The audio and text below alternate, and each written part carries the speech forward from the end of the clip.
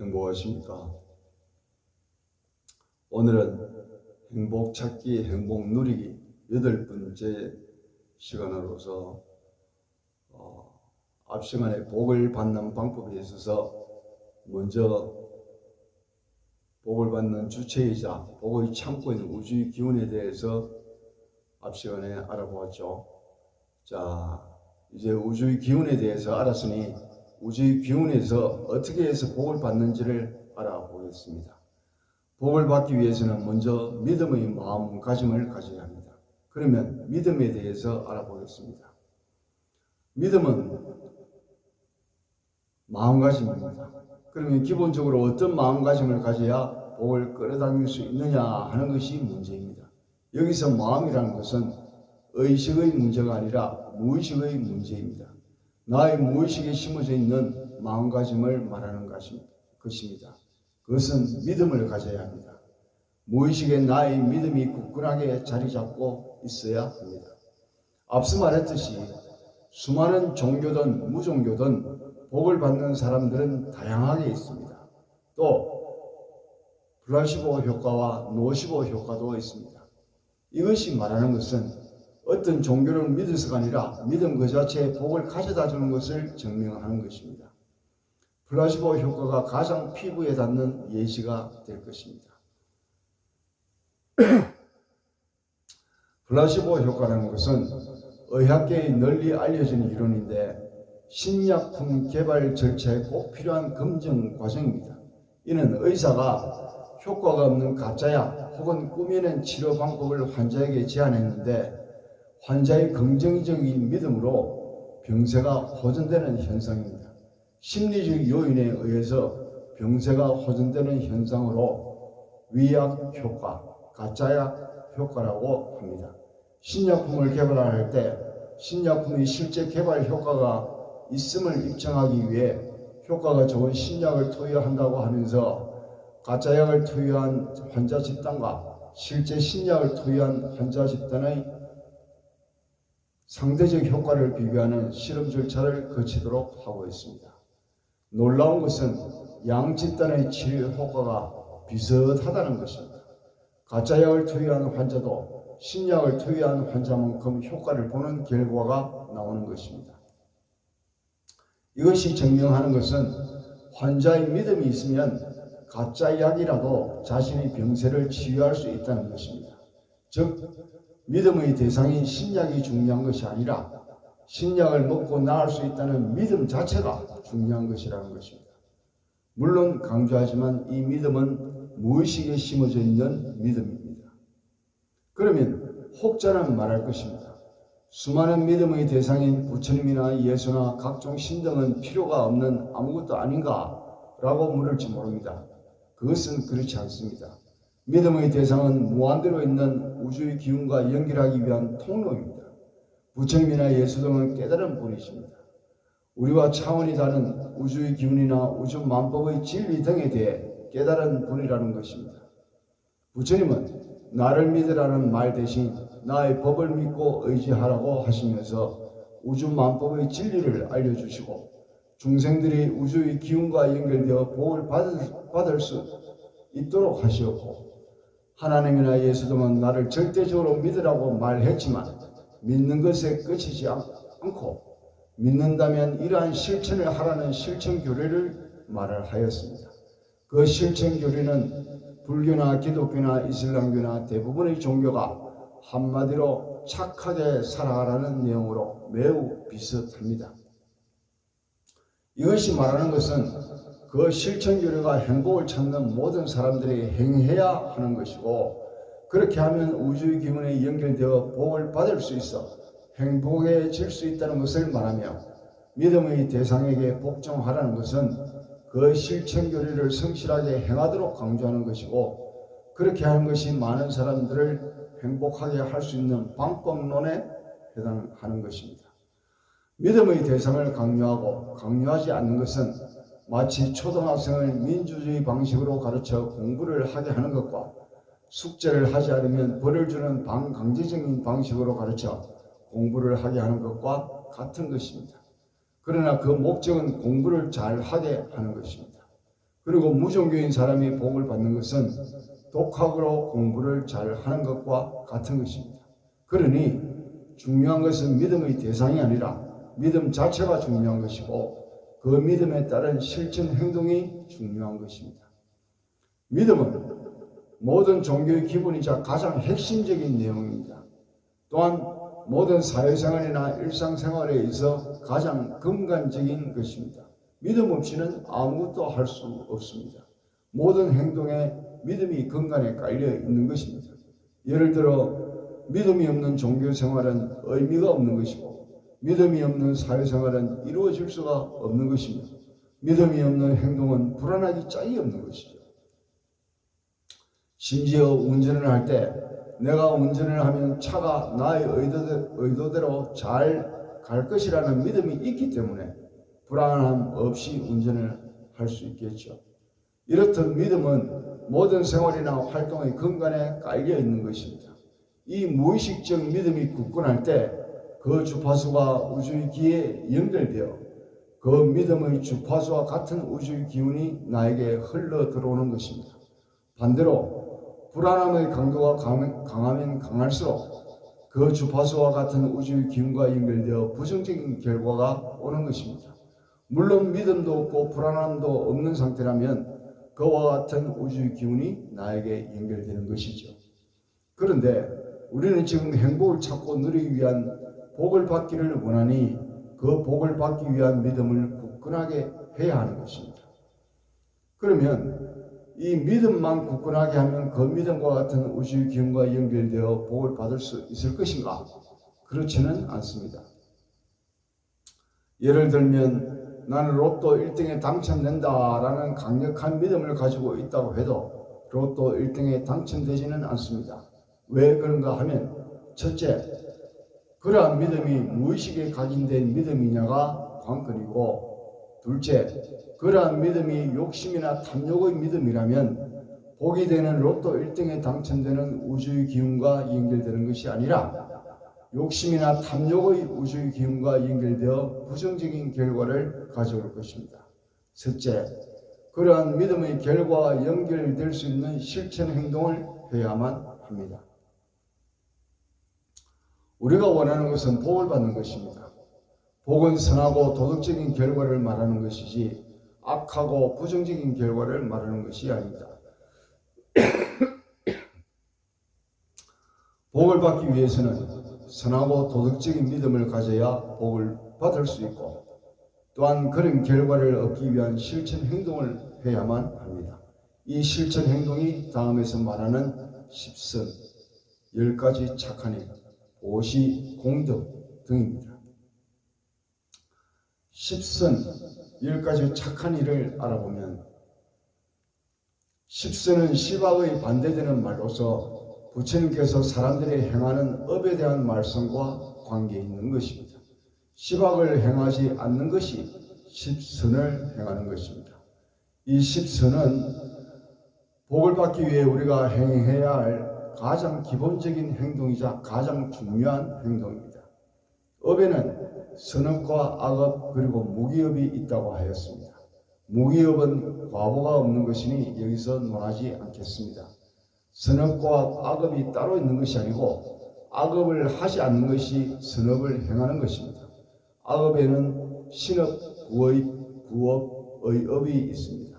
몸으로 짓는 악업, 입으로 짓는 구업, 뜻이나 마음으로 짓는 의업이 있습니다.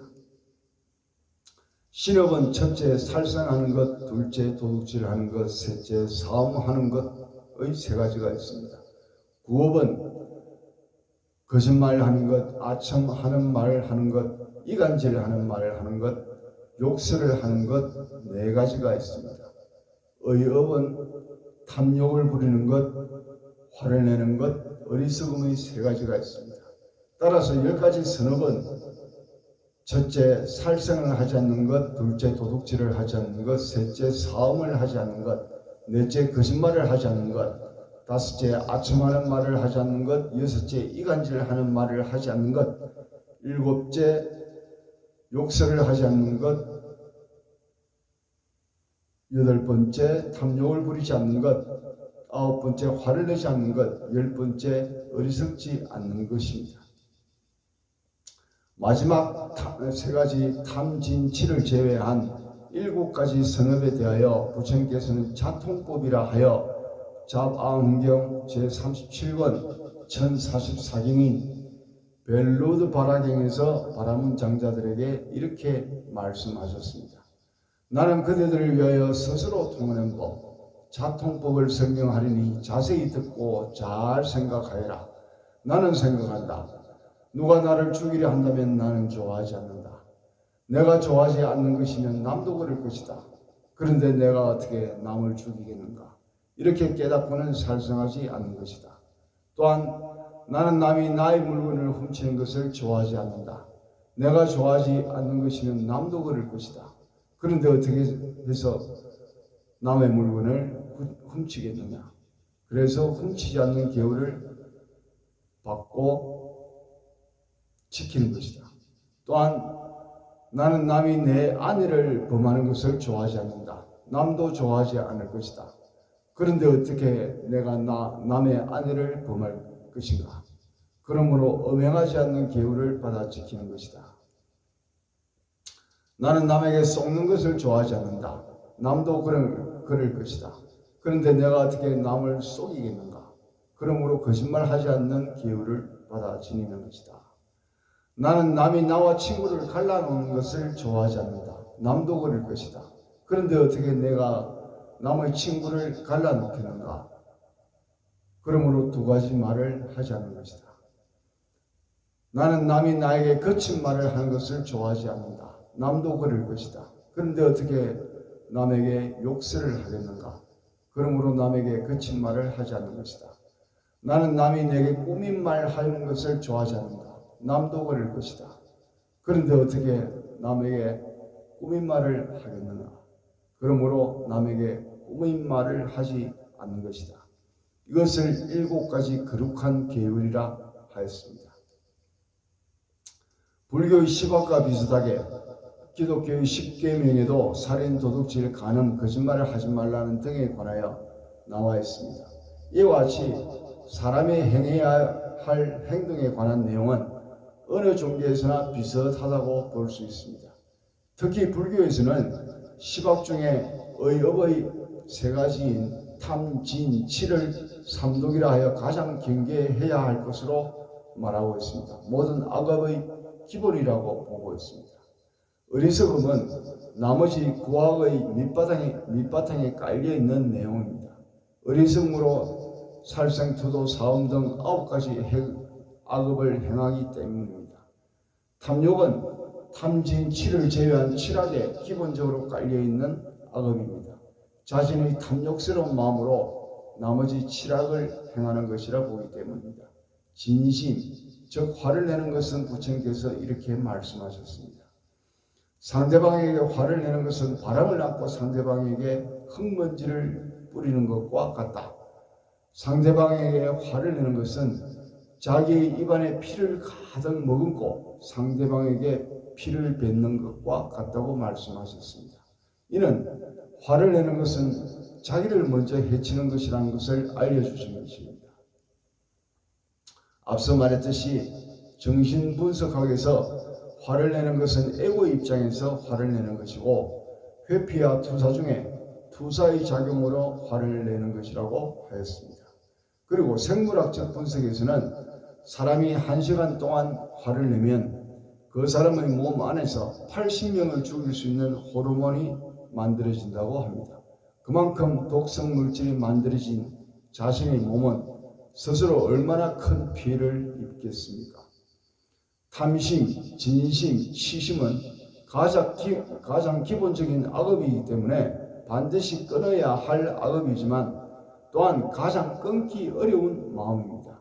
그래서 이 삼독심은 중생뿐만 아니라 수행자들도 반드시 끊어야 하는 끊기 힘든 마음입니다. 현실 세계에서 생활을 하는 여러분들이 이 삼독을 끊기는 매우 어렵습니다. 그러나 완전히 끊지는 못한다 하더라도 끊으려는 노력을 부담 없이 계속 하여야 합니다. 그러한 노력 자체로 여러분의 십선은 행해지고 이루어지는 것입니다. 여기서 잠깐 여러분이 대부분 잘못 알고 있는 사실을 지적하고자 합니다. 살상하지 말라는 부처님의 계율이 있기 때문에 성녀들은 고기를 먹어서는 안 된다는 인식을 가지고 있습니다.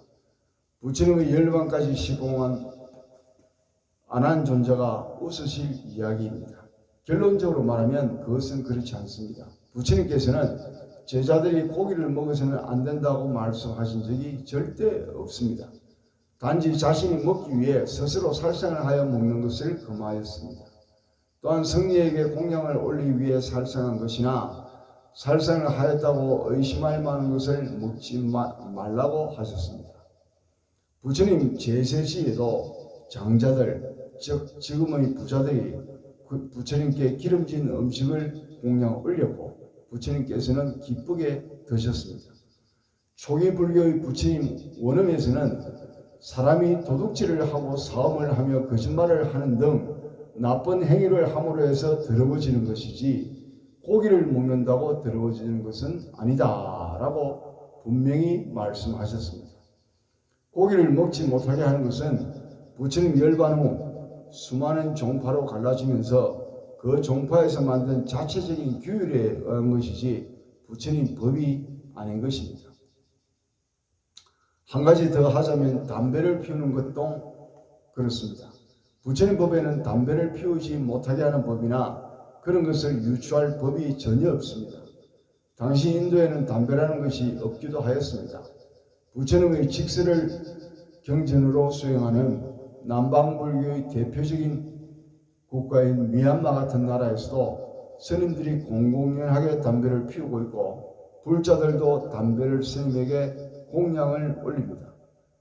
여러분들이 스님이 담배 피우는 것을 부처님 법에 어긋난다든지 스님의 수행의 정도와 관계 있는 것처럼 생각하는 것은 잘못된 것입니다. 다시 말하면 고기를 먹는 것이나 담배를 피우는 것이나 성복을 입는 것이나 절을 하는 방법 등은 그 나라의 문화와 풍습에 맞게 적용되어 온 것이거나 그 종파에서 우리는 이렇게 하겠다고 규정한 자체적인 규율에 의거한 것이지 부처님 법은 아니라는 것입니다. 불자들은 부처님의 법과 그 나라의 문화와 종파와 관계된 규정을 구분하여 알아야 합니다. 그 종단에 소속된 성녀가 종단의 규율을 어기면 그 자체를 비난하는 것은 할 수 있으나 부처님 법에 어긋나지 않는 것을 잘못된 지식으로 비난하는 것은 큰 업을 짓는 것이니 조심하셔야 합니다. 이제 다시 본론으로 돌아가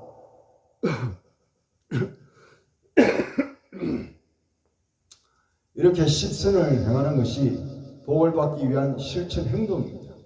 이러한 십선을 일상생활로 행하면 습관화되고 이 습관은 당신의 무의식으로 편입하게 됩니다. 그 무의식은 십선의 파장을 우주로 내보내고 그 주파수와 맞는 우주의 기운이 흘러들어오게 됩니다. 그 우주의 기운은 자연스럽게 그 기운과 맞는 상황을 조성하게 됩니다. 그것이 복인 것입니다. 십선과 일치하는 우주의 기운이 당신의 주변에 맴돌고 그와 일치하는 상황들이 계속될 것입니다. 당연히 당신은 항상 복이 가득한 속에서 살아갈 것입니다. 즉, 복을 받기 위한 실천 행동을 행해야 복을 받을 수 있는 것입니다. 이렇기 때문에 복은 운과 다른 것이며 내 스스로 복을 받을 수 있게 상황을 만드는 것이니 내 스스로 복을 만들기도 하고 내 스스로 복을 차기도 하는 것입니다. 오늘은 복을 받는 방법, 그 방법의 십선에 대해서 10가지 착한 행동에 대해서 알아보았습니다. 다음 시간에는 복을 받기 위한 적극적인 방법인 보시와 복을 받는 시기는 언제인가에 대해서 강의하겠습니다. 이 10가지 착한 행동, 십선은 복을 받기 위한 행동이지만 일반적으로 누구나 다 행해야 하는 방법으로서 소극적인 방법이라고 한다면 보시는 적극적으로 복을 끌어당기는 방법이라 할 수 있습니다. 다음 시간에는 보시와 그런 복을 언제 받게 되는지 그 시기에 대해서 강의하겠습니다. 행복하십시오.